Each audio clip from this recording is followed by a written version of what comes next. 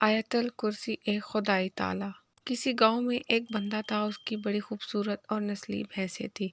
अक्सर रात को एक चोर उसकी हवेली में भैंसें चोरी करने की नीयत से आता, लेकिन वहां पर कुछ ना देख पाता। लेकिन सुबह जब उसकी हवेली में जाता तो भैंसें वहीं मौजूद होती।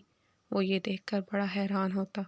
एक दिन उस चोर ने भैंसों के मालिक से हैरान होकर पूछा, तुम्हारी भैंसें बिल्कुल महफूज हैं, चोरी नहीं होती? गांव में तो अक्सर लोगों की चोरियां और जानवर लोग ले जाते हैं। ये सुनकर भैंसों के मालिक ने कहा कि मैं आयतल कुर्सी पढ़कर चारों कोनों में फूंक देता हूँ।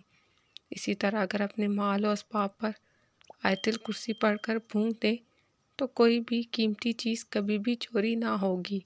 लेकिन शर्त यह है कि अमल पूरे यकीन के साथ किया जाए, क्योंकि अमल यकीन के साथ हो तो असर ज़रूर करता है।